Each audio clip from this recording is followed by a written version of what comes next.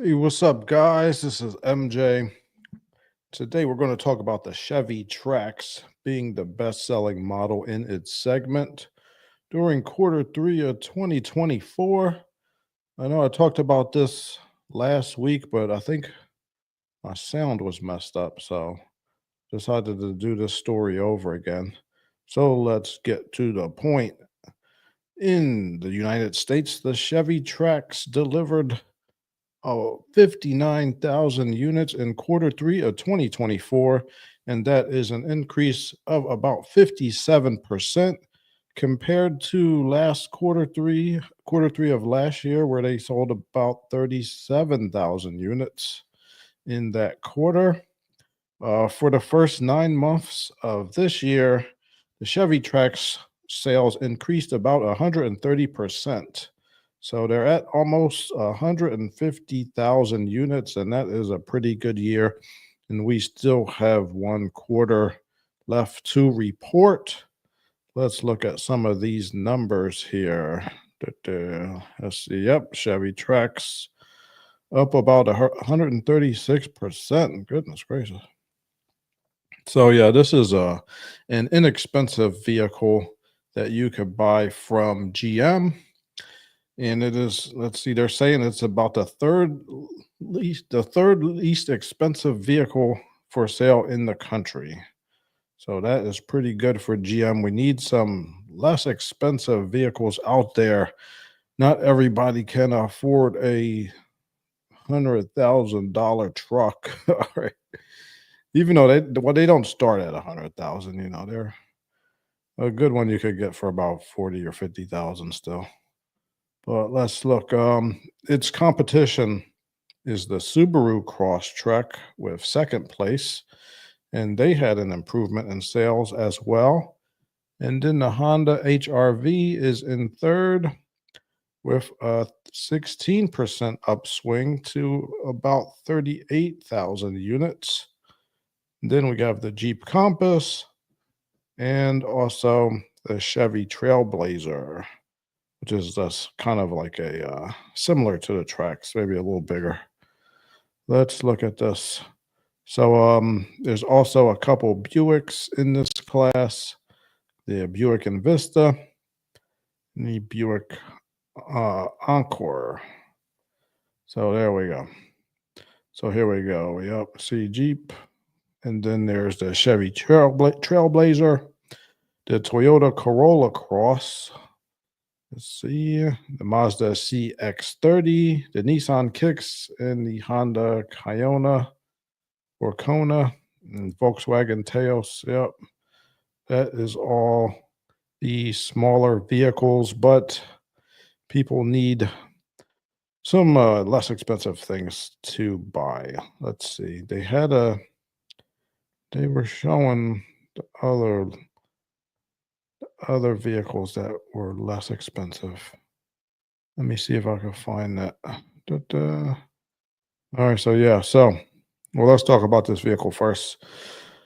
The Trax has a turbocharged 1.2-liter three-cylinder engine that gets 137 horsepower at 5,000 RPMs and 162 pound-feet of torque.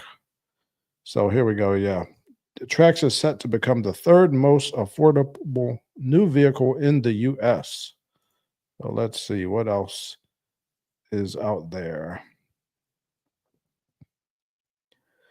Let's see. All right, so the most affordable vehicle, it looks like, is the Nissan Versa for 2024 at a base MSRP of $19,490. And then we have the Hyundai Venue at $21,295. Then the Chevy Trax starting at $21,495. Then we have the Kia Soul and the Sentra at number 5. So yeah, there we go. These are the least expensive vehicles. Then we got the Corolla at 23,000. So yeah, there we go. Inexpensive vehicles are still out there. Well, I mean, I guess it's up to you if you consider this inexpensive, but This is as low as we go.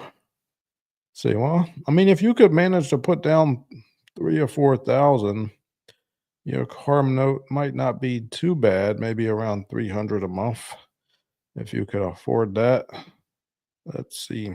So let's look at the Chevy Trax and let's look at the vehicle itself. Let me bring that up in 1 second.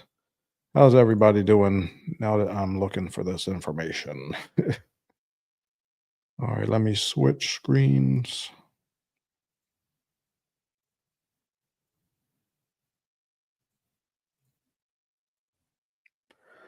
All right, here we go. So this is the 2025 Chevy Trax. I like that it's a little bit higher off the ground than a regular car. So that is going to help you with safety. The further you are off of the ground, the better you are to withstand accidents with vehicles that also have a high front bumper. So that is good. Let's look at this 30 miles per gallon, starting at about $20,000. 11-inch touchscreen available. Let's see, we got blue. I want to get blue. I think blue's the best color. Silver looks all right. There's a little light green action, gold. I would get the blue. I want a blue one. I ever had a blue car. I feel like I haven't ever had a blue car, and I need to get a blue car. All right, that's looking all right. Pretty modern. Good amount of room. Doesn't seem too cramped. All right. DD. So yeah, so they start at 20,000, but you start putting options on there. This one's 22,000, and they go up from there. Let's see that active. It's 24,000. But I don't know. This 2RS might be all right. There you go. Then you got the LT, 37-inch rims, 11-inch touchscreen, remote start. All right, this ain't bad. This ain't bad at all. I've never actually been in one of these. I've seen them up close, but I haven't been inside of one. Uh, yeah, I might check this out. Now, this does have a turbo. So we have to remember our rules for turbocharged engines. We got to make sure to drive them, let them warm up all the way. So don't get a whole bunch of little short trips just driving down the street. You got to drive them, let them warm up. That's that's really for direct injection, but this probably, I believe this has direct injection too. Let's see what else for turbos. You cannot be playing around with those oil changes. Look at the maintenance minder, and personally, I like to change oil now every 5,000 miles or less. And I will use the factory filter, the OEM filter. You can't play around with filters anymore. And full synthetic. I like to use Mobile One, but you want to make sure for GMs, they have their own standard, and that'll be on the oil. I think it's Dexos is the standard. So yeah, make sure that they have the right standard oil. If you go to the dealership, they will definitely put the right oil in there, or they better. But yeah, they'll put the right oil in there. And for cars that are under warranty, honestly, it's better just to go to the dealership. So there's never any kind of thoughts as to where, hey, well, did you take care of this car? Did you maintenance it? Where are your receipts? And any OEM will deny your warranty if you show up with 1 mile to go on that warranty and they have never seen your car before and you have no records of oil changes. You're like, oh, I can't find it. Well, you know what? We can't find your warranty either. And that's going to be for any OEM. So it's better just to go to the I think it's better just to go to the dealership when you're under warranty.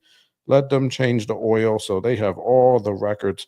And plus, if you do it that way, you are sure to have those records. They log those records on your Carfax maintenance history. So when you go to sell it, I mean, then somebody could see, look, this person has taken care of their vehicle. Well, yeah, I don't know. I'm liking this thing. It's all right. I'd really have to drive it to be sure, but it looks like it's got a good amount of room. What do you guys think about this thing? Yeah, rear cross traffic alert. That's good. Backup camera. I do like backup cameras. I love that. I love having that on my Camry. I think that's one of the modern conveniences that are now mandated. I think it's good to have that. I do. Well, yeah. Yeah, it's looking all right. What do you think, you guys? Let's see. We got a comment. How do you feel about the Mitsubishi Mirage 2024 for Uber Eats and DoorDash? Okay. Um, I did a video on this. I'm not a fan of the Mercury Mirage because it is very light. Let me look up. I'm gonna look up the exact weight of it. Hold on. I remember I did a video comparing the Mitsubishi Mirage to the Nissan Versa, and I remember I picked the Versa because it was heavier. I'm looking it up. I'm looking up the weight now. 2024 weight. How much does this thing weigh? Oh, I shouldn't have asked Microsoft Bing. Oh, here we go. It answered it. Let's see with it. I'll pull it up on the screen for you.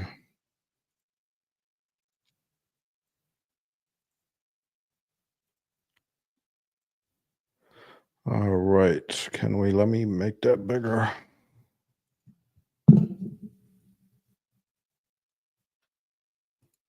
All right. With a mere 78 horsepower, the Mirage's 1.2-liter three-cylinder engine lacks the oomph to properly push the barely 2,100-pound hatchback around town, let alone on the highway.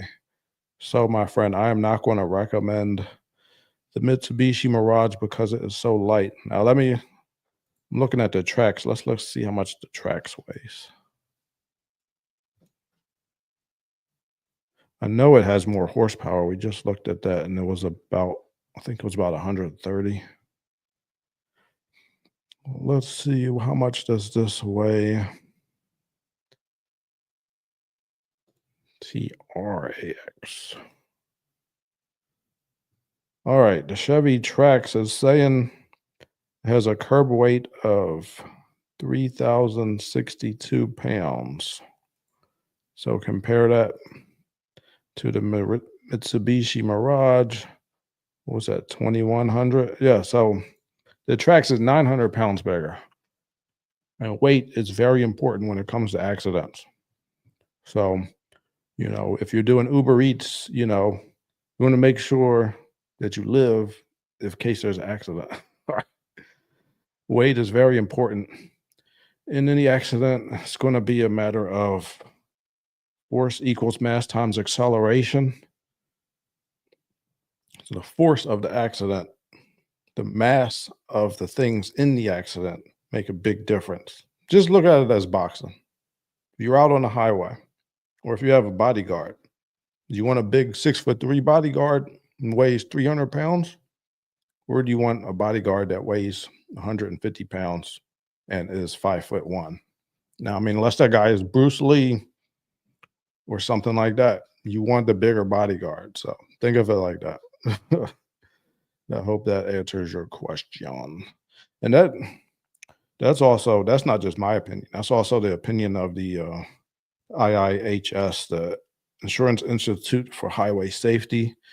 Did a video on that. They're talking about these little tiny cars, and if you look at the crash tests from those cars, they get crushed, man. They get crushed with no mercy. And not only do they get crushed, my friend had pointed out, when you get in an accident, you get hit so hard in those little cars, you'll fly around and hit something else. Now even the Trax is still a smaller vehicle, but if you have a choice between that and the Mirage, I would get the Trax all day. All right, there's a question. Pre 2015, what year would you recommend for a Lexus ES? Hmm, I don't know. I did a video on older Lexus. I forget what years were those.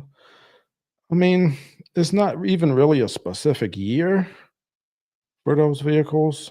Because they're all good, really. But let me see. Let me bring up my page. I forgot what years I brought up. I talked about before. Remember, I talked about the Lexus ES 350. There was a good year. How much are you looking to spend for it? That's what I should ask. Mr. AG or Miss AG, I'm not sure. How much are you looking to spend? That's what I need to know. Where are my playlists? Here we go. What car to buy? Hey, what's up, guys? This is MJ1. Quiet. I had a real nice one picked out on here. Cord. Here we go. Here it is. The 2010 Lexus ES350. You could get these for about 10 or 11 grand with pretty good mileage on them. Here you go. Look at this. Can you see this? Can you see this greatness? It's a good car.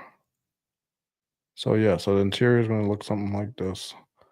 I forget what generation this is, but this is the generation right before they went to the spindle grille. And when did that start? 2012, maybe?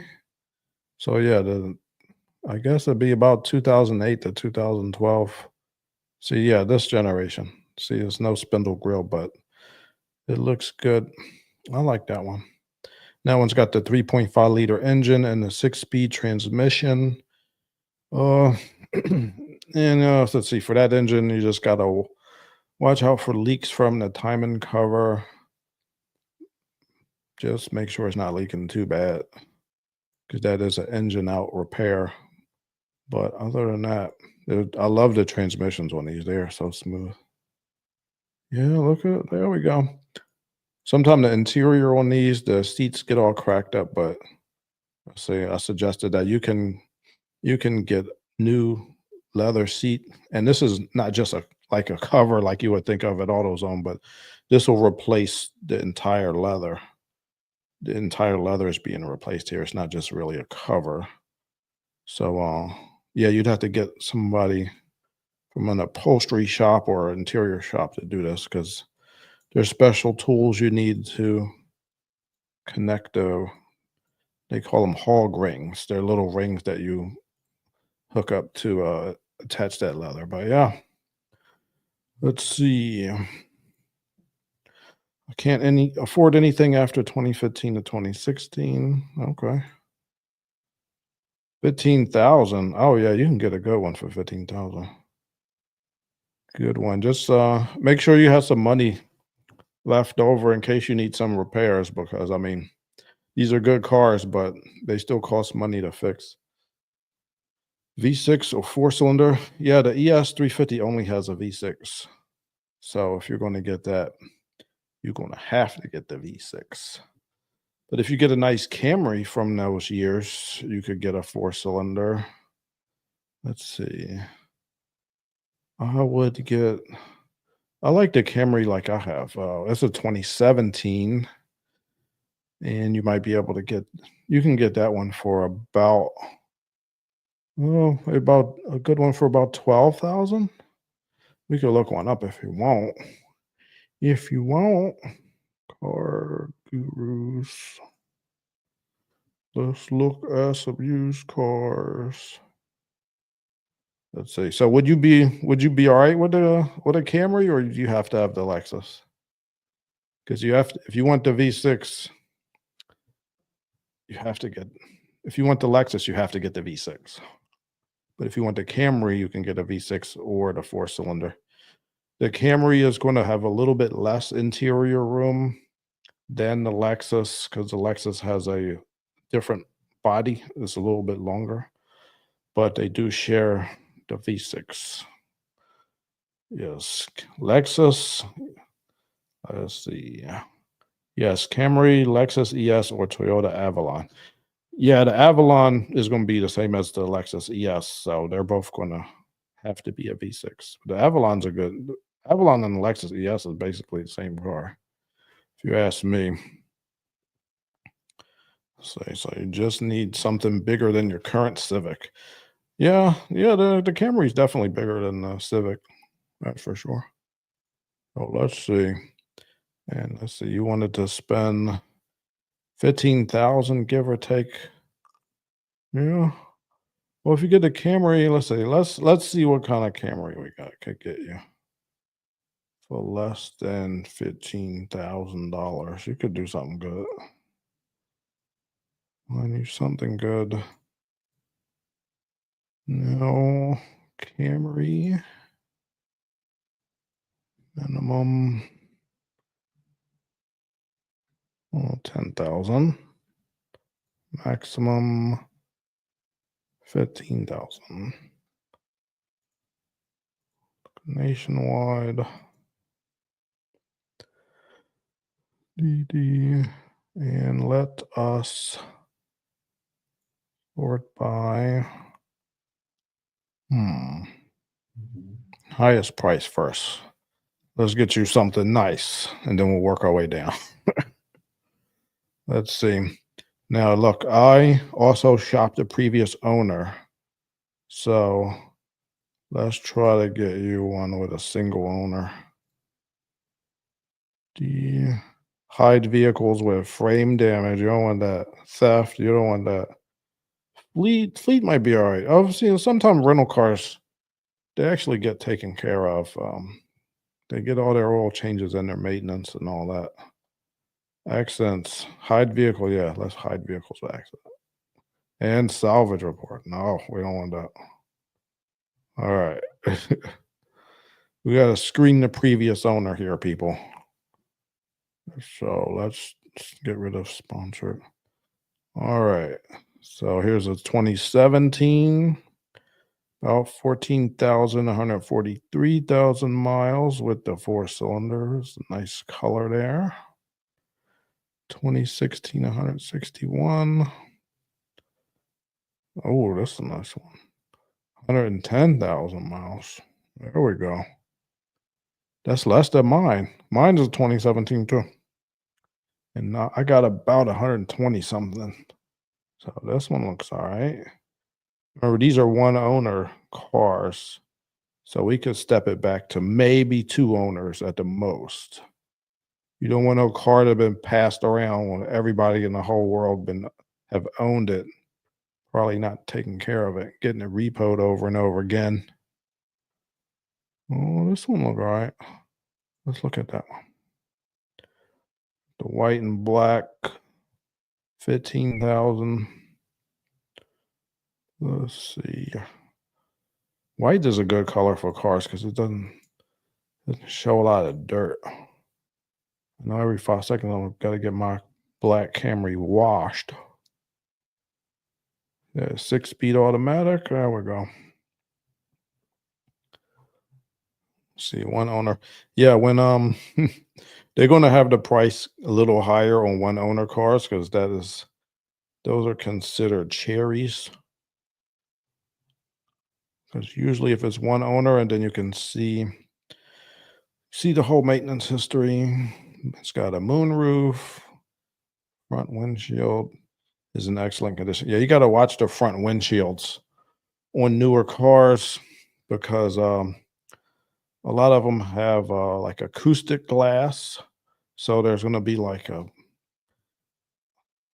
I think there's like a thin film in between the two layers of glass, so it actually makes it more prone to cracking, which is something that's not covered under warranty.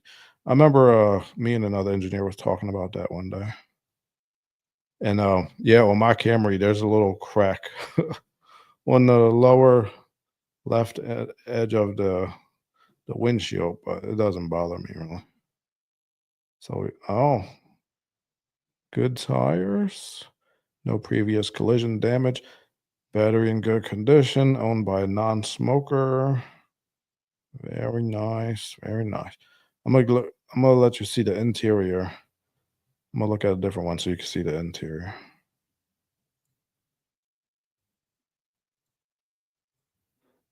Let's see.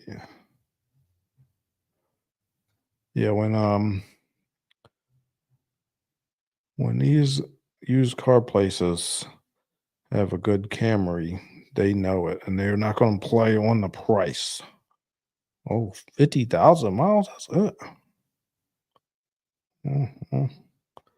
Let's see. Can we see the interior, please? Yep, that's the interior. So you got the backup camera. Mine has the backup camera. That is very helpful. I like having that. See, you got the leather seats. Oh, we got the heated seats. Those are the buttons for the heated seats. We're living in luxury now, baby. And these are made in Kentucky. That's what I'm talking about.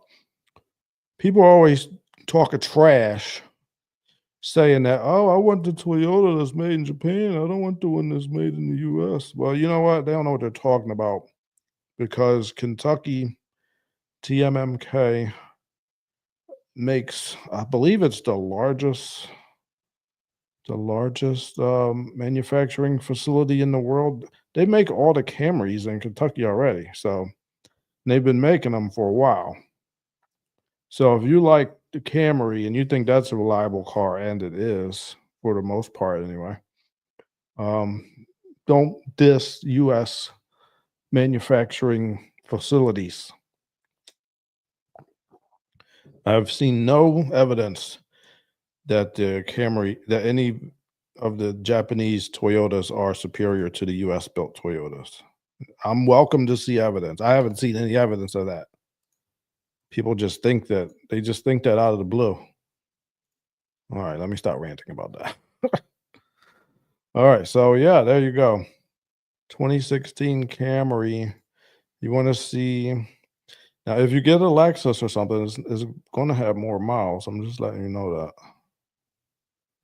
Just letting you know, bro. Here's one of 106. DD. All right, we can look up the Lexus if you want. Let's see. Lexus. Yes. Let's go.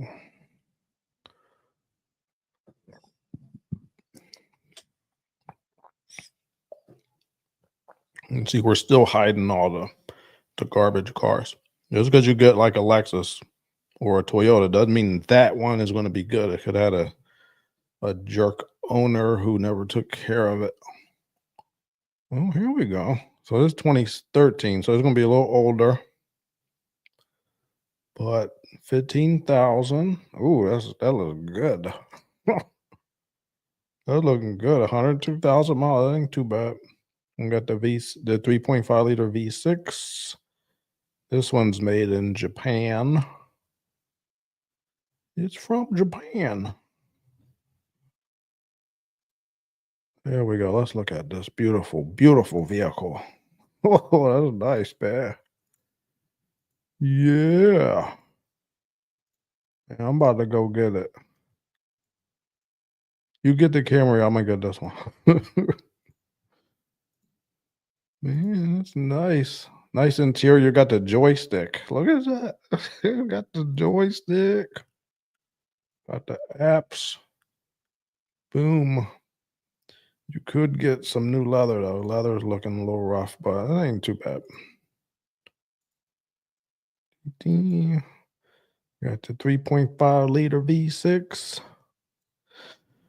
Oh, let's see. And this one, this one is not direct injected.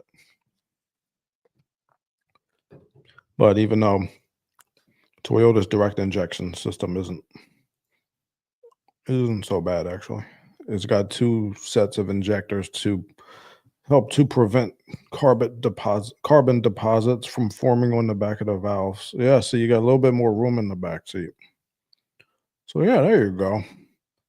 So what is this? A 2013. So this vehicle is about 11, 12 years old. You get another 5 years out of this.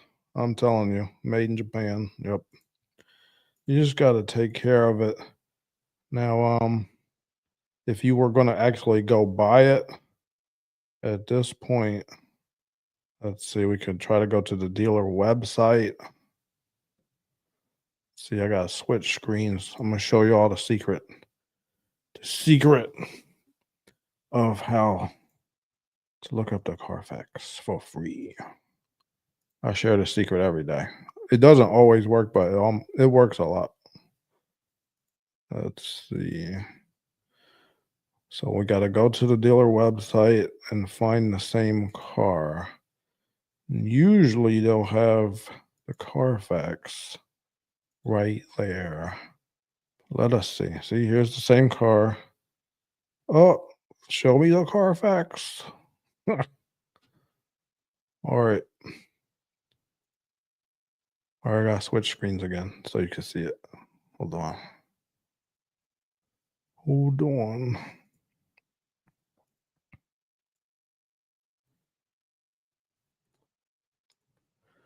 All right, there we go. So this is the Carfax for that exact car. You got to do this on every car, or you can't just look at the year. The year is where we start. That's just the beginning of the nerd research that you have to do. I mean, this is your money, but I do this for any car that I buy. All right, one owner vehicle. And you got to look to make sure that the mileage matches, or at least is close to what they're selling it for. So let's see. So this is a corporate owner. Okay. So they probably definitely took care of it. I'm thinking. Car pass safety inspection. They note the color is black. It has not changed colors, everybody. Mission inspection. Oh, they do emissions in Texas? Okay. Safety.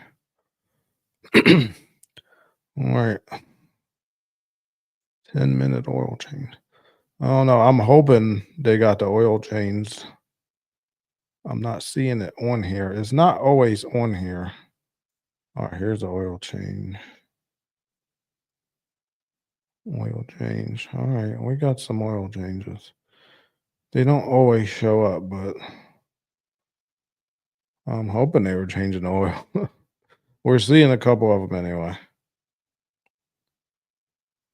But so I'm not seeing any accidents, so that's good. Yeah, see, this is just the second part of the screening process. Then after this, you want to get a mechanic to go look at it for you before you buy it,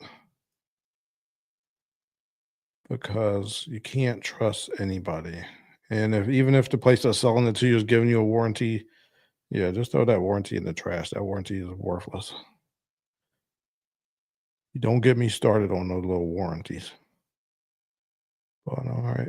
All right, yeah. So we got the mileage 102,000, and that is approximately what we were seeing on Car Gurus.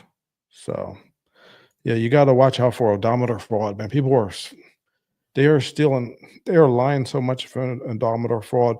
It is so easy to change the mileage on a car. It is you just hook up a little they got like a little adapter you hook up to the OBD2 port, and you could just change the mileage in like 5 minutes. So people were doing it all over the place. So that's why you got to check the Carfax. You are very welcome, my friend.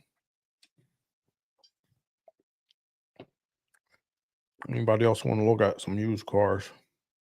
Now you got me wanting to buy a Lexus again. Only thing I heard, the catalytic converters are not cheap for those. So hopefully you don't live in an area where they might steal them. Can't be too careful.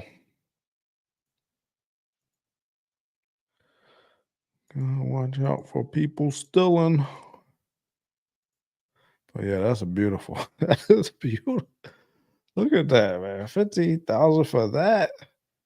100,000 miles. Man, if you take care of that thing, boy, you would get another 200,000 easy. Easily. Take care of it, drive it. Drive it like the grandpa. Give it the grandpa treatment. Nice and slow. Nice and easy. Just relax. You don't gotta race in this car. You don't got to go fast. Enjoy the ride, my friend. That was nice. All right. Let's see. I had another. I wanted to show you something else. I wanted to show you another GM story. Dee. Where is the one I wanted to show you?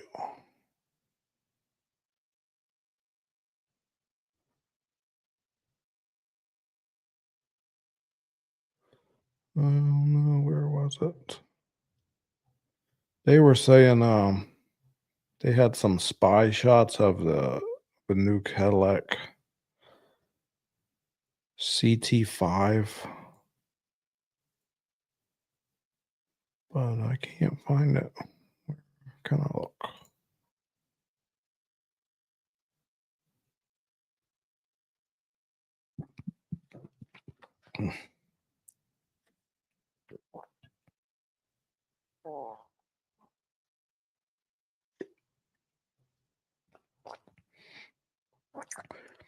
So what's up? How's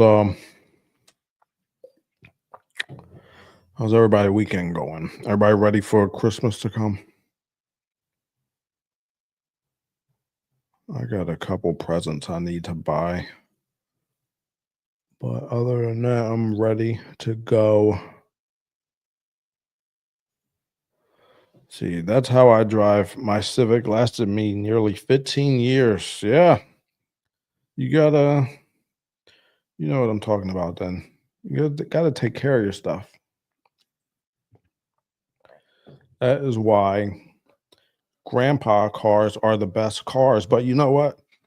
You don't have to be a grandpa to treat your car, to turn your car into a grandpa car. You just drive it easy, take care of it, do all your oil changes, your maintenance, your trans flushes, tires. It's not four different brands of tire on one car. It's like one brand of tire, nice tread. You know what else they do is they wash their cars a lot. Like you can if you wash your car more often, it'll develop like if you go to a good car wash and you get the ceramic coating on there, it builds up. So it's like a little microscopic uh, kind of late barrier between the uh, on the outside of your clear coat. So you'll have your car looking good for a long time. If you if they have it available, see if you can get like one of those monthly memberships to where you pay like 20 or 30 bucks a month and then you can wash it as much as you want. Because one of my friends, he works in a car wash industry and he has that, like they give it to him because he sells them the chemicals. And he washes his car like every week. And then if there's snow on the ground, he'll wash it like a couple times a week. And he's got like he's got like, I think it's almost 10 years old Sequoia. And it's in the Rust Belt. And I looked under it, it's barely any rust, like, because he washes it has it washed a lot, automatic car washes, and they get that salt right off, it's barely any rust, is a little bit of rust, like, on a couple spots on the outside, like, like, maybe right under where you put the key in on the back door, but, other than that, it's, like, clean. It's so clean, his mechanic was like, "How do you get having so how why is it not that much rust on underneath your car?" He's like, "I get it washed all the time."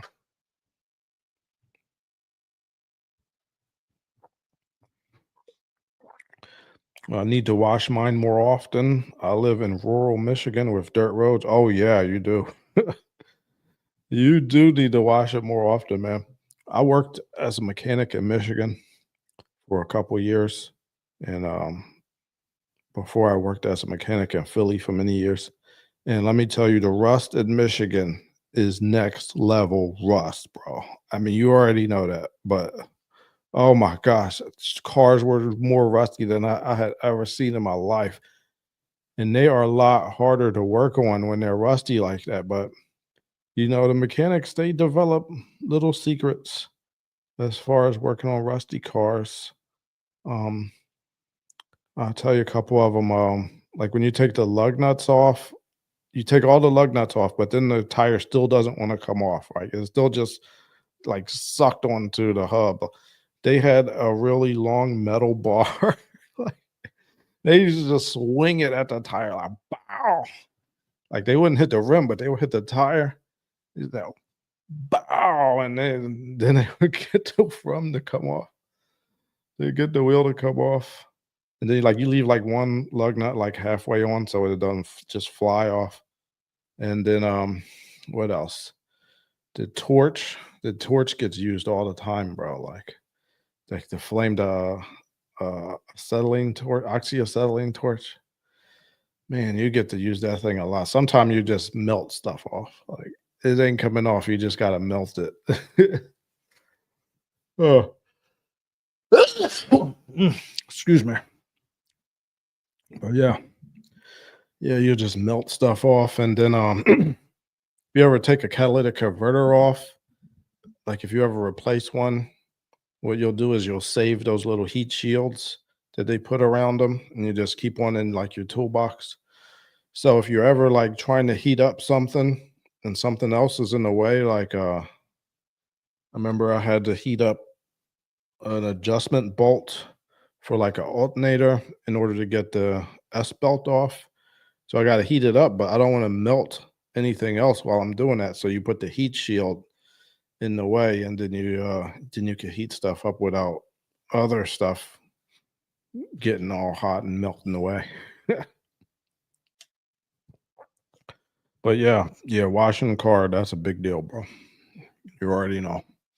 So if you get that Lexus, get yourself a membership to a nice car wash, and man, every couple times a week in Michigan, at least, because they always end up making money anyway, even if you're paying $30 a month. 'Cause they really only use about $1 or less, sometimes maybe 70 cents to $1.20 worth of chemicals for each car wash. So you'd really have to you'd have to wash the car every single day of the week in order for them to ever lose money, and nobody's doing all that usually. So yeah, they're always gonna make money, but it's gonna save you a lot of money because then you don't have to pay $20 every time you go there. But yeah, that's what's up. But yeah, I can't find that story I wanted to share. Matter of fact, I'll bring it up. I have it. Here we go. I'll bring it up.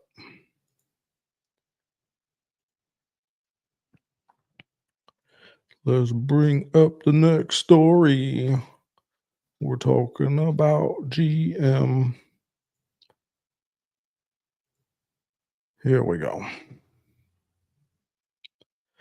Could this be the next generation Cadillac CT5 or CT5 EV? If you can see this picture there, I think they're looking at this vehicle.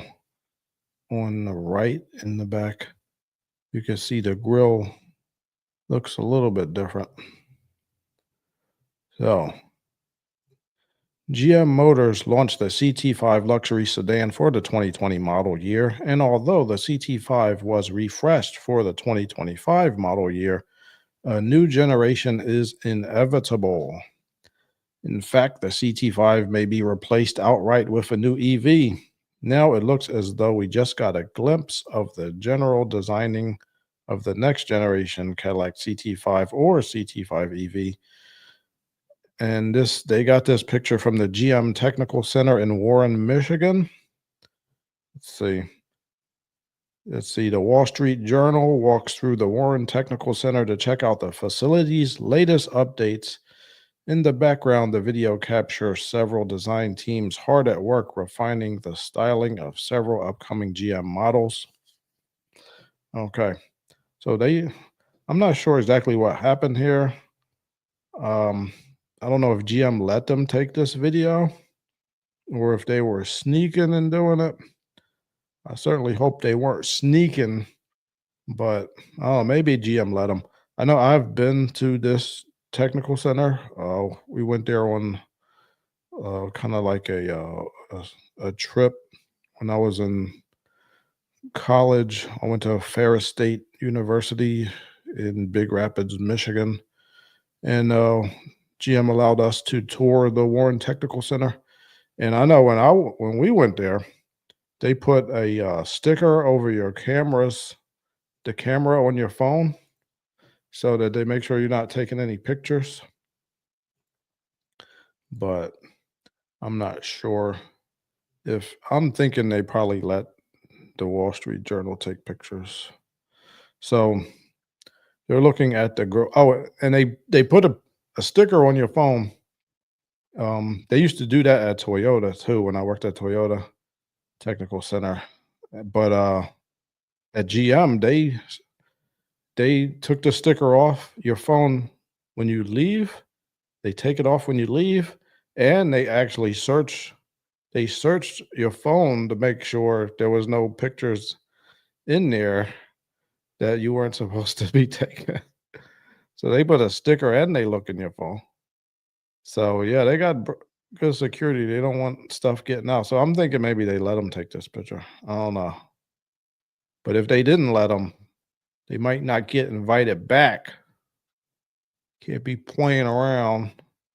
But yeah, they think it might be EV. I don't know. I'm not sure if that's going to be an EV or not. I know. I think some of the look of the EV is coming to the other Cadillacs. I noticed. I was looking at an XT4. I was looking to buy one. It was like the small little crossover that Cadillac makes, and I noticed they're on the newest ones on I think the 2025s. The instrument cluster is like really big now. Like it looks just like the instrument cluster in the Cadillac electric car, the Lyriq.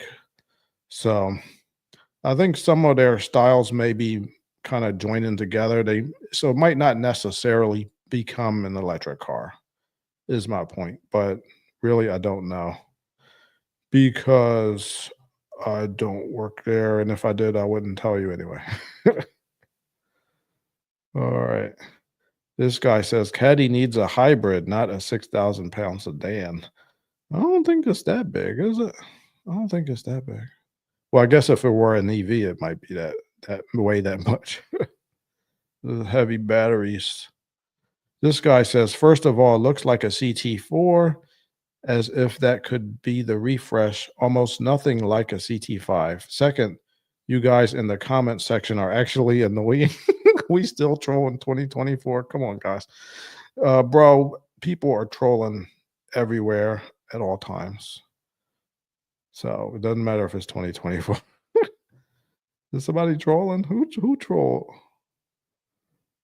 I like it when people troll because it cracks me up. This guy says both does not make me a wow. Too boring, too generic, too neutral, too imperceptive. Okay. This guy says, "Hope not." All right, maybe that's what he was referring to when he said trolling. That's not even trolling, bro. You don't know trolling. This guy says the design center was staged for media tours. That's my opinion. I would think they rolled out some old clay models for tours, and they hid the 2029 models they're actually working on now. Yeah, maybe. They for sure didn't let the media come traipsing through the studio with future vehicles in plain sights, but in order to portray an accurate picture, they had to have some actual clays being worked on by the designers. Oh, yeah, perhaps. It doesn't seem like they'd make a big mistake, like accidentally leaving something out. They are on top of their game, you guys. They're not just doing stuff by accident. Oh, we got a question. My wife drives a Honda Odyssey 2021. Anything to watch out for? I don't know. I haven't. Uh, I heard about something to watch out for. She already drives it, so too late now. But let's see. I heard there was an issue with 3.5 liters. Let's see. What was that? 3.5 liter has been a pain in the butt sometimes. Let's see. Let's look into that, my friend. Let's bring up the Google machine. Let's see. Honda. Let's see. Does that have a 3.5 or is there a 3.7? Oh, let's find out.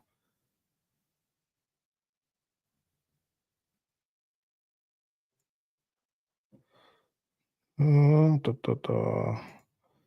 All right. The National Highway Traffic Safety Administration is investigating 1.4 million Honda and Acura engines with the 3.5 liter for potential engine failure. Let's see. 2016 to 2020 Pilot, Acura MDX, Honda Odyssey, and 2017 to 2029 Ridgeline.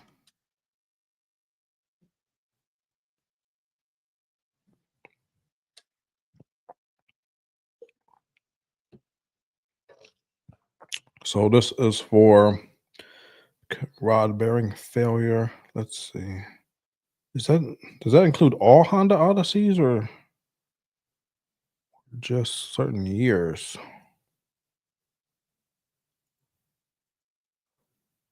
Da-da. Let's look into a different article.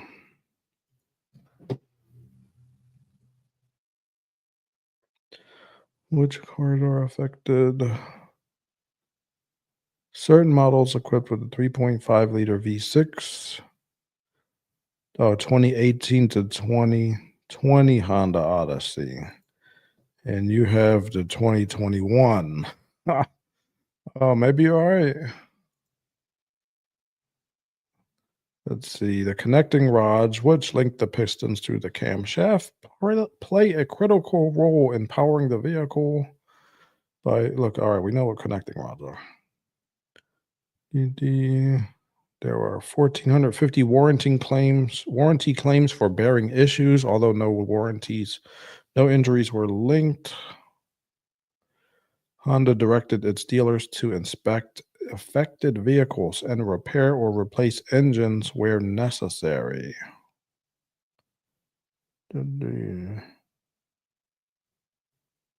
In October, they recalled 1.7 million vehicles over a steering issue that could lead to crashes. All right, so they're just investigating this crankshaft issue or this connecting rod bearing issue. So they're investigating that now, but it looks like it stops at 2020, maybe. Let me see what I'm not trying to make sure the 2021 has the 3.5.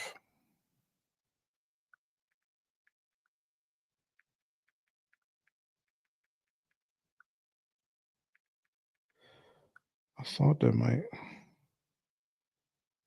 All right, the 2021 Honda Odyssey has a 3.5-liter direct injection V6 engine. All right, so it does still have a 3.5. Why do I think it had a 3.7? I don't know. All right, it's 3.5 still. But yeah, hopefully you will not be affected by that. Let's see, does this steering issue have anything to do with you?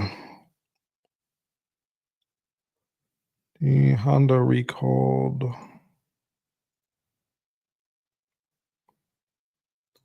All right, I gotta bring up a different screen. Let's hopefully this one doesn't hurt you. All right, Honda recalled nearly 1.7 million vehicles over a steering issue. The recall was filed with NHTSA on October 3rd. The steering gearbox assembly may have been manufactured incorrectly, leading to excessive internal friction, which could make the car difficult to steer. Cars from model years 2022 to 2025 were recalled. Oh, looks like it skipped you again. Looks like you are all right. So this was for Integra, Civics, Civic Hybrids, CRVs, Honda HRVs. All right, so it looks like it's mostly smaller cars that affect it, not your Odyssey. All right, well, there you go. So, yeah, nothing that I could think of as far as Odyssey. Just take care of it the best you can. Give it the grandpa treatment. It's an Earth Dreams engine. Yeah, that Earth Dream. Let's see, does that I still have VCM, variable cylinder management? I think they finally figured out how to do that. I know I'm researching the Honda Pilot right now for a video. What is the best year Honda Pilot?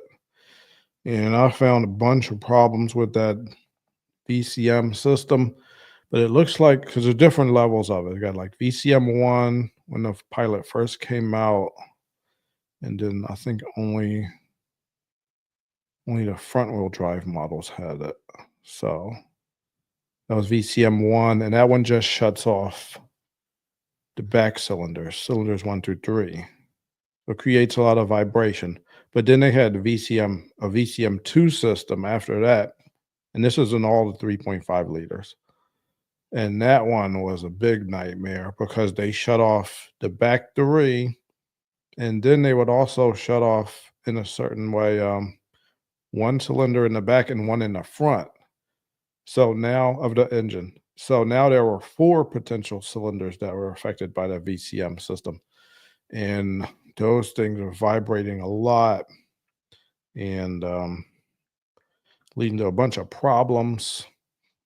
They have special mounts for those. They're like hydraulic mounts, and they're more expensive. And the mounts start leaking. Because I remember those when I worked at Honda. We used to replace a lot of transmissions, and yeah, sometimes they had hydraulic mounts that would leak. And then they have like a noise canceling. They have noise canceling frequencies that they send through the speakers so that you won't notice how much it's vibrating. And then what else? They were vibrating. They were having issues with drive shafts, and then they would vibrate. It would vibrate so much. The freaking the piston rings around the pistons. There's a little gap in each piston ring, right? Because in order to get the piston ring on there, you have to expand it a little bit and fit it on the piston, and then it'll snap itself. Well, not snap, but close into place. So you keep the piston rings offset. So you might have a piston ring on this side, a gap, and then they'll put one like a certain amount away. So they won't all be lined up. Well, the thing vibrates so much, the piston ring vibrate, vibrate, vibrate, vibrate, and now all the gaps are lined up right in the piston. So then when the fuel air mixture goes into the combustion chamber, now you got that is leaking past the combustion, the the piston rings and getting into the oil. So you have oil dilution in the oil now. So now the oil's not working as good because it's got fuel all inside of it. And then the thing is starts misfiring and oh man, it was a big nightmare. So anyway, after VCM2, they went to VCM3, which is what I think I'm trying to look up. I think your Odyssey has VCM3. And then they went back to just turning off 3 cylinders instead of potentially 4, which was too much. And I think they probably calibrated it so it doesn't come on as often. VCM, Honda Odyssey. I mean, it's okay to try different stuff. Sometimes, sometimes you live and learn. But I think they're at the point now where it's not as bad. Yeah, the Odyssey still has it. It's direct injected with variable cylinder management. Looks like they got you with a 10-speed automatic transmission. So yeah, I think you'll be all right, hopefully. Honda is having some issues. See, the first choice was a Toyota Sienna, but it was a bit over budget. Yeah, that would have been my first choice too, if I'm being honest with you. Honda's good, but I gotta tell you, I've worked at Honda and Toyota. I think Toyota's a little well, for most vehicles, I think Toyota's a little better. Sometimes Honda wins though. Sometimes they win.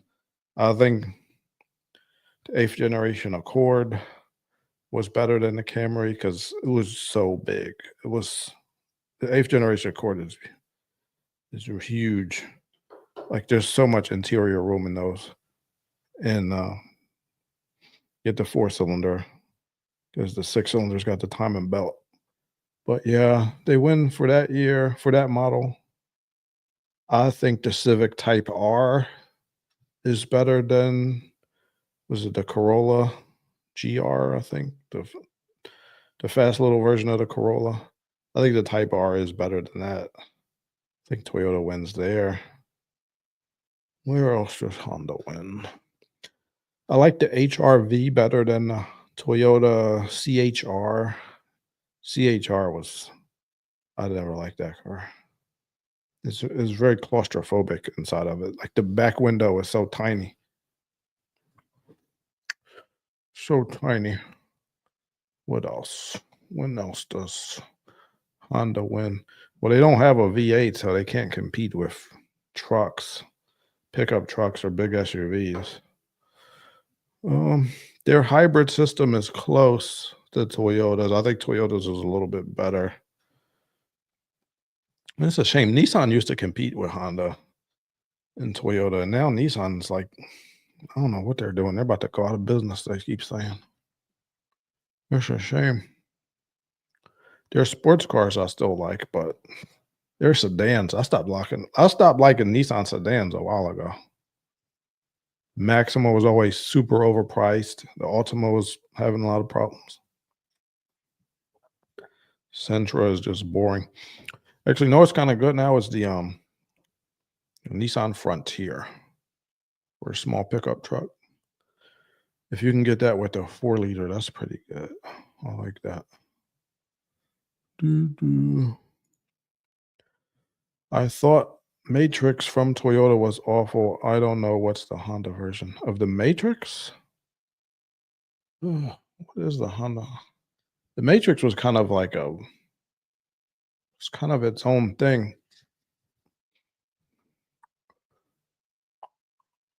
What was a Honda? I don't know if there was a Honda version of that. Yeah, Honda. I don't know. Maybe you could compare it to the Element. The Element, they didn't make that for that long. Somebody asked me for a video for what is the best year Element. I might I might try to squeeze that in. That they didn't make that many of those, so I could probably get that one in pretty fast. And just finished writing what is the best year Civic 10th generation. Somebody asked for that, and I got that one done in like 3 days. I usually get terrible writer's block, but I'm getting a little better. I'm gonna try to pump those out a little faster.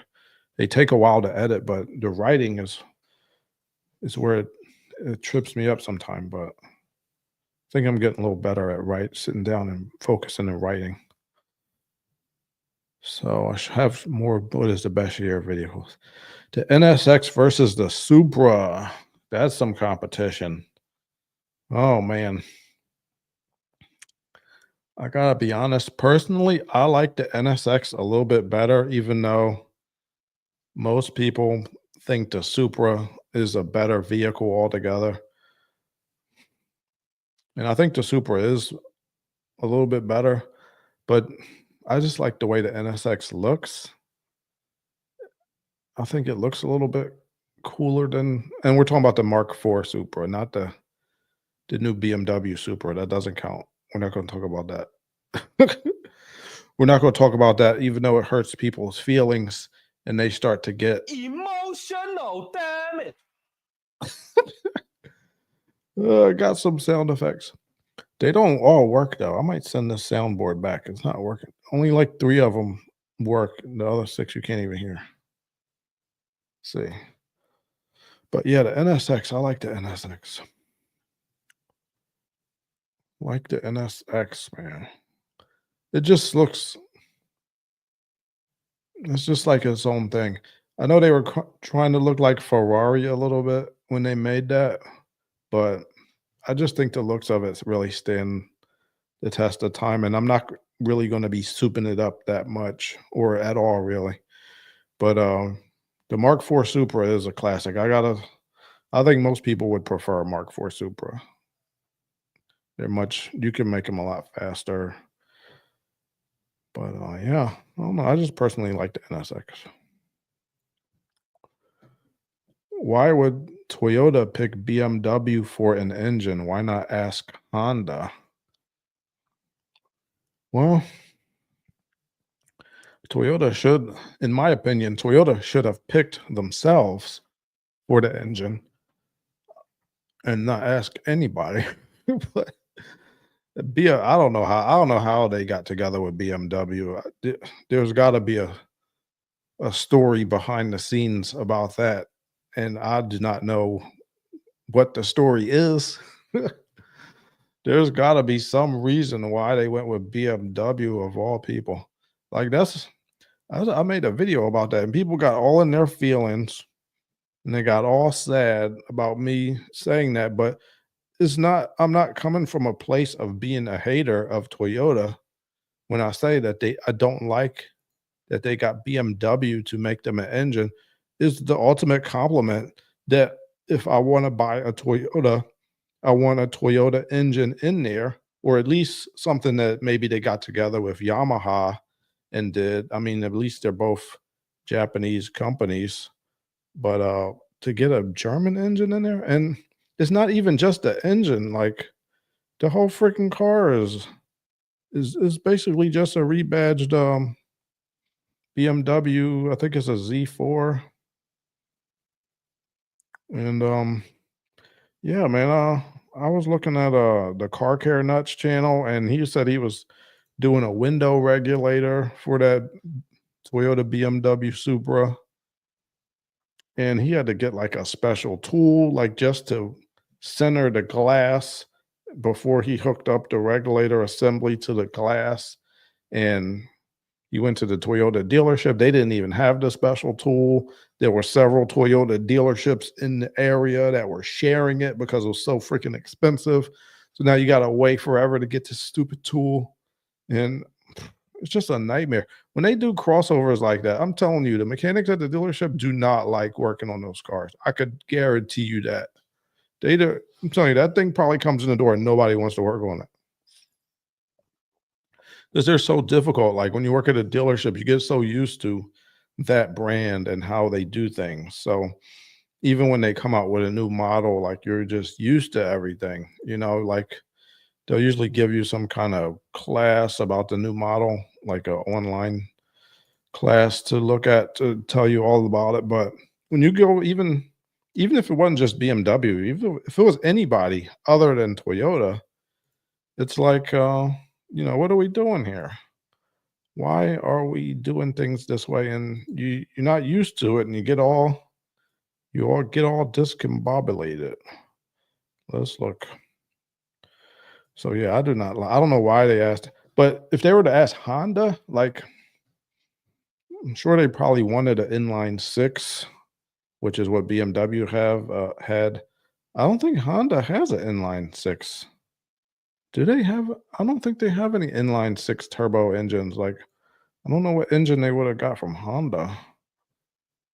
Now if it were up to me, they would have used the V8 in the LC500, which is a Toyota. It's a Lexus vehicle, but they have a V8, a 5-liter V8 in the LC500, and I thought they coulda used that. Now, I don't think the chassis is big enough in the new Toyota Supra to fit that. I know they had, like, a racing team. Toyota had a racing team, and they put this is just for a race. They put the LC500 engine in that Toyota, but they had to extend the chassis somehow. So yeah, if it were up to me, the Supra just would have been a rebadged LC500, like the body too. It just would have said, Toyota on it instead of Lexus. I would have had a different interior, like a more race focused interior, maybe not as luxurious, and that would have been it. And I would have only thing I would have done just to give it the Supra quality or the expectation of Supra owners is I just would have had the internals beefed up just to be just super strong, like maybe just stronger than whatever they had in there. So, beefed up crankshaft, like just super, super ridiculously stronger than it needs to be because people they buy those cars to soup them up. This is what your customer base wants. So even if you're going to sell it with 500 horsepower, that's not going to be enough for people. So they're going to want it. They will buy the car and then just change everything. It's out of warranty. They don't care. They just want to go fast, and that's fine. So yeah, that's what I would have done. I would have beefed up the internals of the LC500 5-liter V8 engine. I would have either extended the chassis on the current Supra or just used the chassis of the LC500. And it should have been more expensive. They were trying to make that Supra like around $50,000. They're like, "Oh, people should be able to afford it," but no, I mean, I don't think that was necessary. They should have made it more expensive. The Supra should be competing with the GTR. Okay, now the Supra is competing with the Nissan Z. It doesn't make sense. Doesn't make sense. Let's look at a Supra. I don't know. I just want to look at them. Let's see.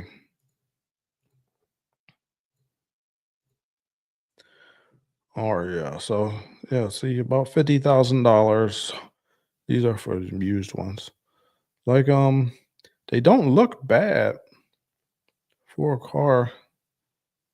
They look fine. They're just a little small. Like I've seen them up close and they're smaller than the Mark IV Supra. So they look they don't look bad. It's just the engine.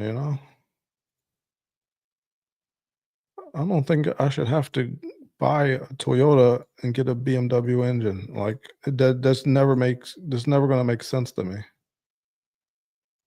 Like I asked Toyota to make a car. I didn't ask them to go around the world and put a car together from other manufacturers. This is not Mr. Potato Head and you're looking for different parts, I want the parts from you, Toyota. Yeah, I mean, the car looks fine. Looks good and looks good to me. But yeah, I think this was a wasted opportunity. That's just my opinion, but it is right. Right. I mean, this is the Supra for God's sakes. I mean, come on. This is iconic, especially the people of this generation who grew up watching Fast and Furious. This is a special car to us. And you ruined it. uh, this is like when Dodge Charger, they try to make the Charger into an EV, and nobody likes that. No, no, no EV. Put the V8 back in that car now. And Toyota, you need to listen to the people.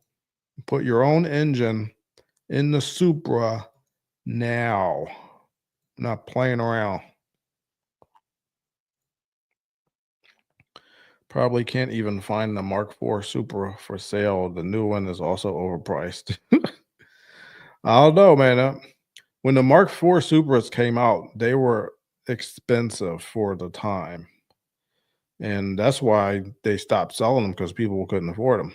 So they were overpriced back then too. Like, overpriced.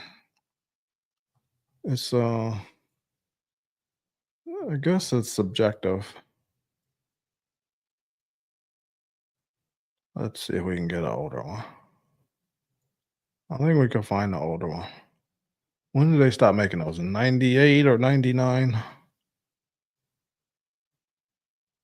or 97? It was one of those 90 years. We gonna find a Supra, a Mark IV Supra, and it's gonna be awesome. All right, here we go. Only $85,000. There you go.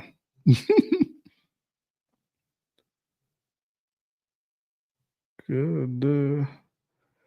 All right, 320, 3-liter inline six. There we go. And this is the turbo.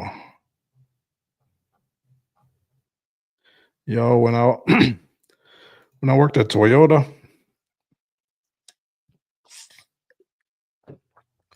I went to the Toyota Arizona Proving Grounds in Arizona, oh, obviously. And I had to take a middle class driving test.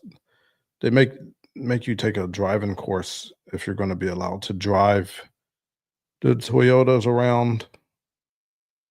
And I had several prototypes I was in charge of, so I had to drive them occasionally to see if there were problems.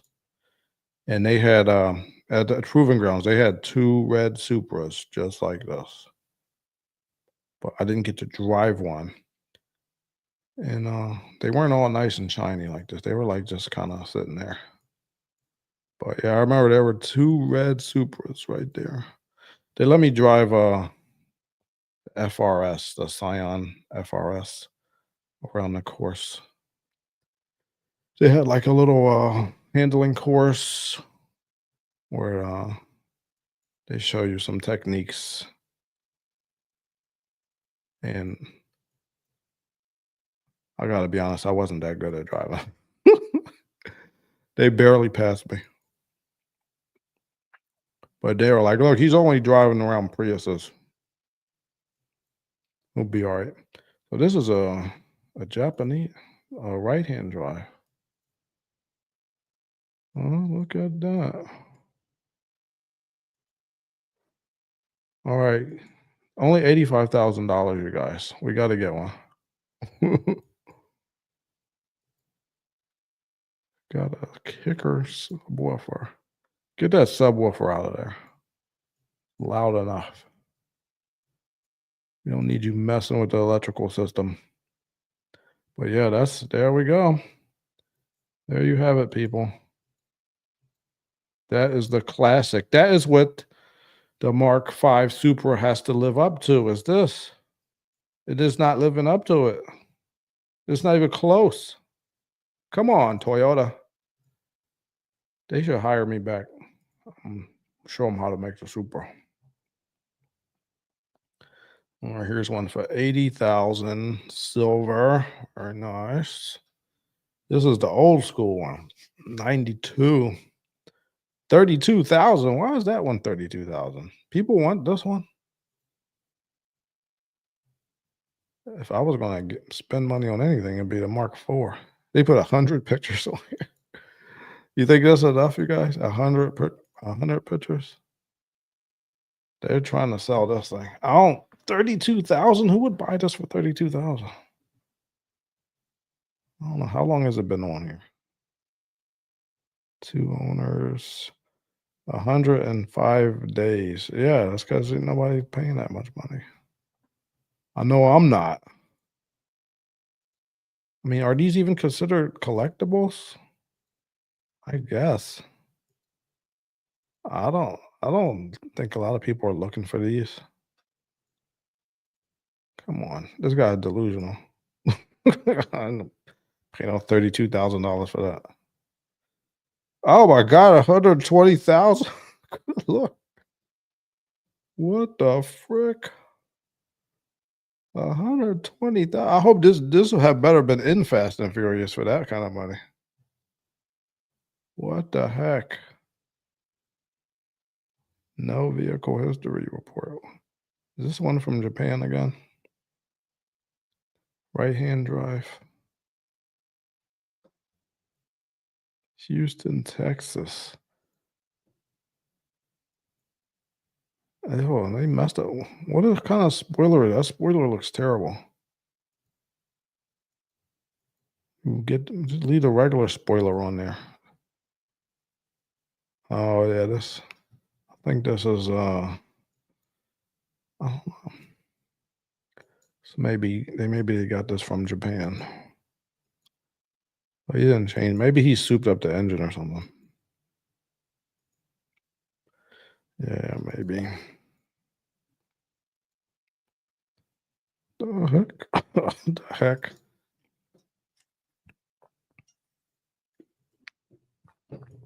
See, this is a car I wouldn't even get, even if I was like a millionaire, because somebody has already hooked it up. Like, I don't know if they hooked up everything right.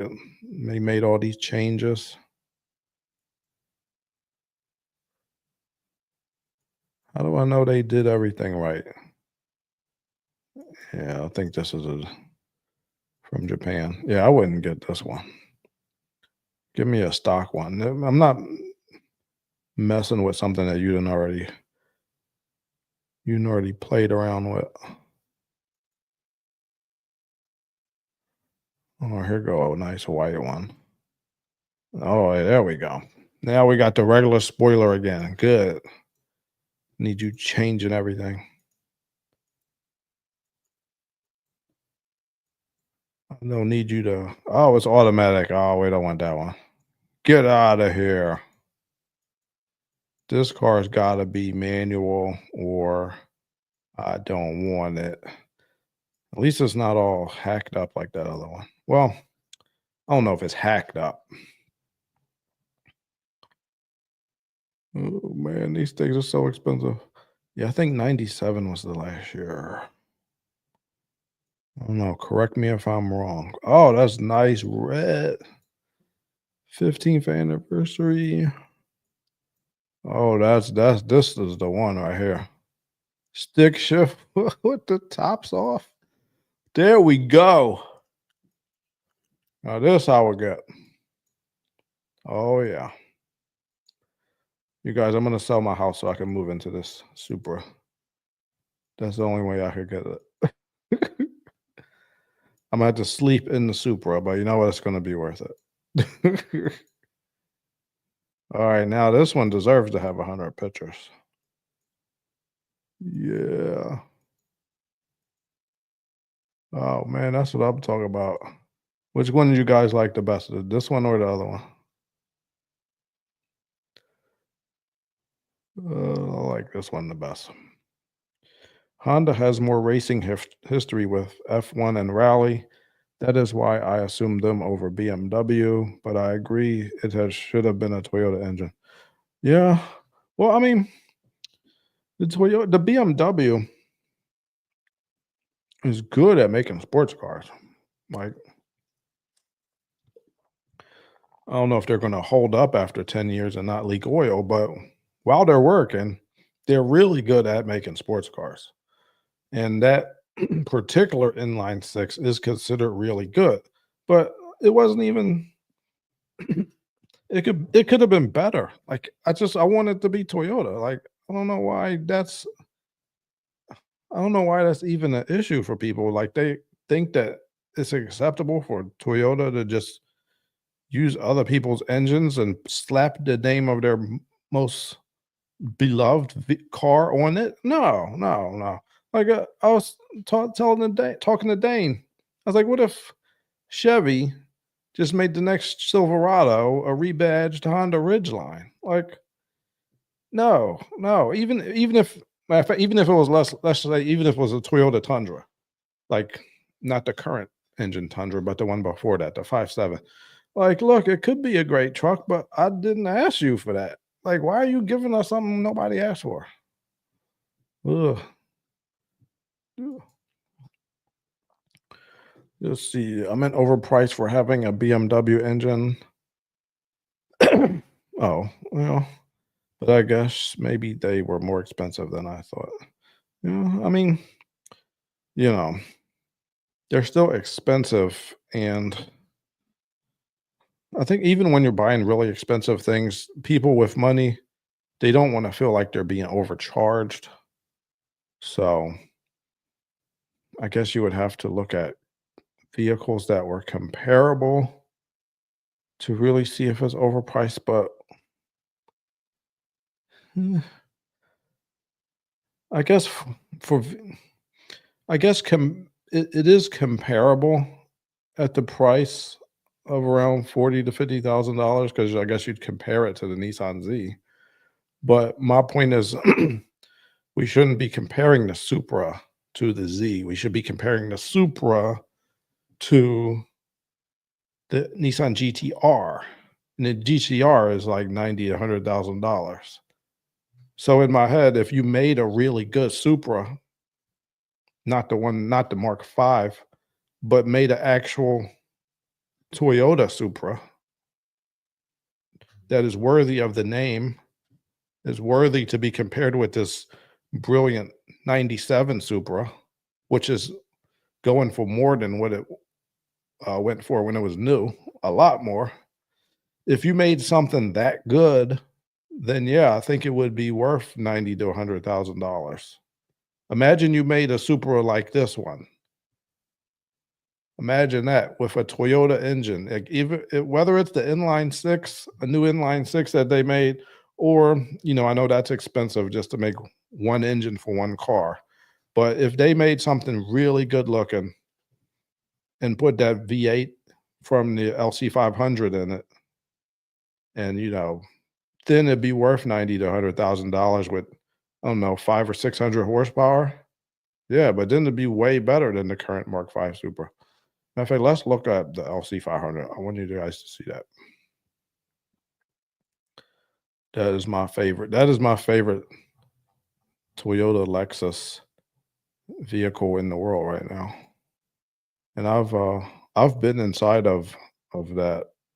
They were testing one of those when I worked there, and I didn't want to drive it, and I'll talk about that later. But the drivers were driving. I was in like the passenger seat, and we were driving around testing in cold weather testing. But yeah, it's beautiful, man. This thing is so beautiful in real life. Oh my gosh.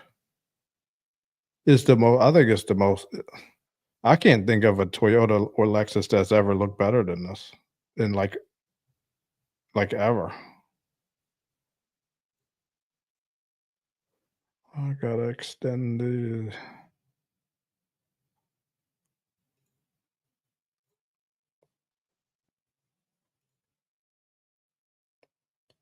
Search radius. I want unlimited search radius.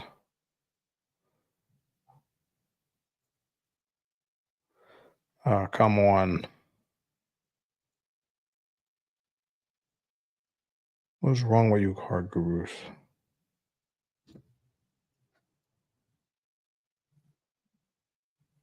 I gotta put a different zip code in.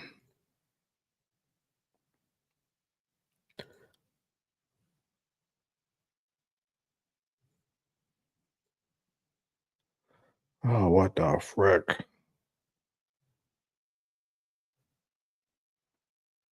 Car gurus, you are ruining my show today.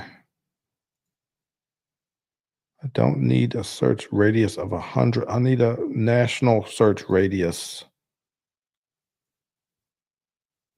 What's wrong with you? All right, you know what? I'm just gonna go on Google.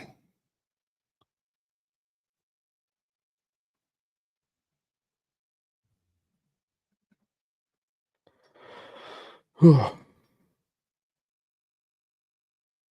right, here we go. This is the car. The best car in the world. Look at this, you guys.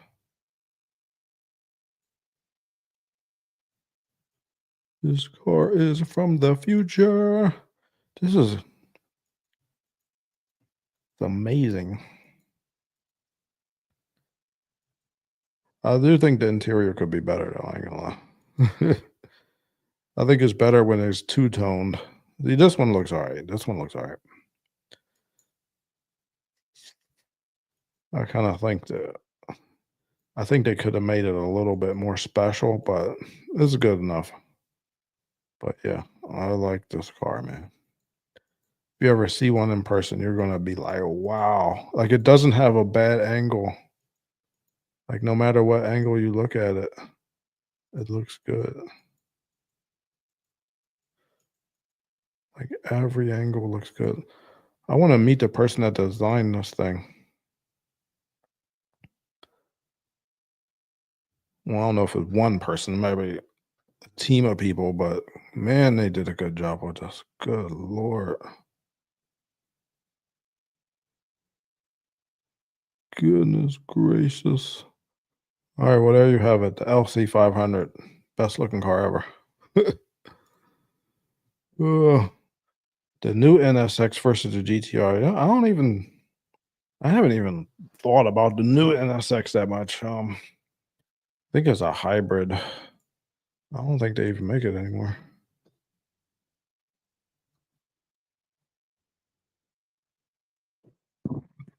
Excuse me. I need some water. Do they still make it?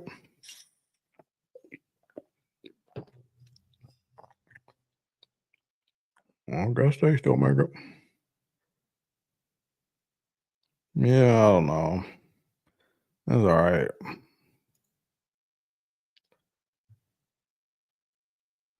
Honda's premium brand Acura has confirmed plans for an electric sports car in the style of the NSX.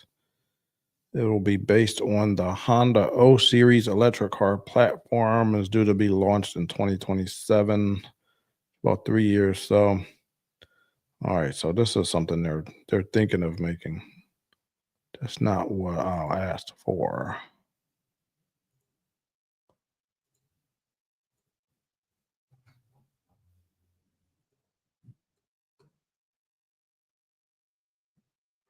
Yeah, I mean, it looked good, but is the Acura NSX discontinued?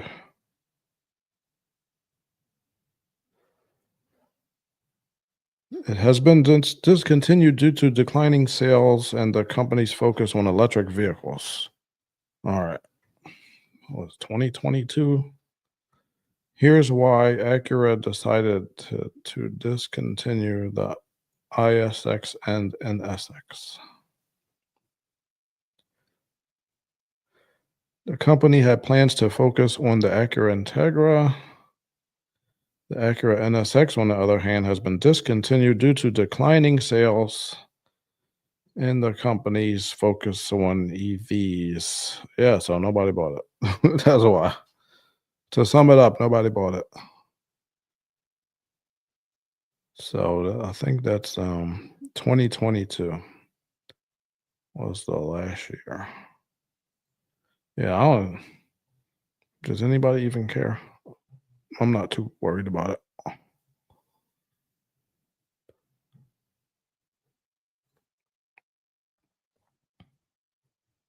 Yeah, see, this is the one I like, the first gen. And so the second gen was 2016 to 2022. Mm,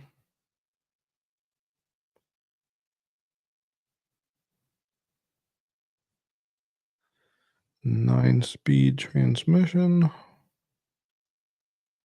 Space frame design made from aluminum, ultra high strength steel. Lottie dottie. So 3.5 liter. All right, so they used the 3.5, it looks like. Did they use the same one, a similar one that was in your Odyssey? But they twin turbocharged the V6 engine and 3 electric motors. The transmission is a 9-speed dual clutch automatic. Huh. So where are the electric motors? I don't know. Maybe they're hooked directly up to the wheels. I'm not sure how the powertrain is on that. But anyway, sales figures, they sold 124 in 2021 in the US. Yeah, this is terrible. No wonder they stopped selling this thing. Nobody bought it. The highest year was the 2017. They sold 581. Yeah. They had an NSX Type S revealed in 2021, went up to 602 horsepower, but nobody was worried about it still. All right, so goodbye, NSX. Nobody cared. Let's look up the GTR. That's my favorite car.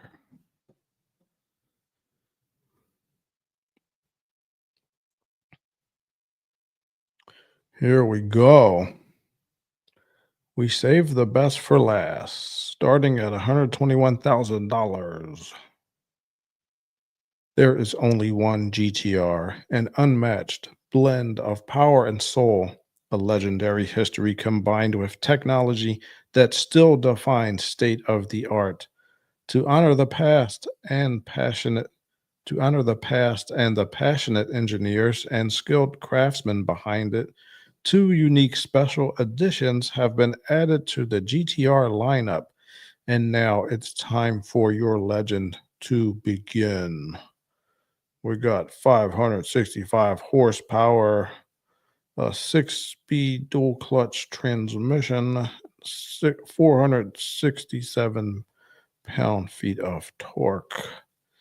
There it is, people. This is the legendary GTR.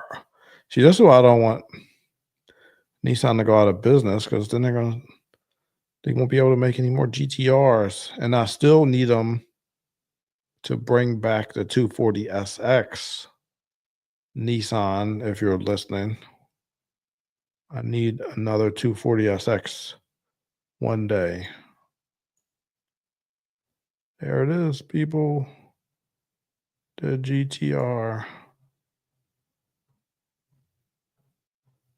This is the competition for the Supra, not the. I don't know what Toyota was thinking.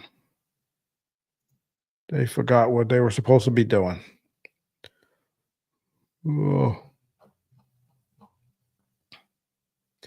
Yeah. All right, you guys. I gotta get out. I gotta go to bed. I gotta go to church tomorrow.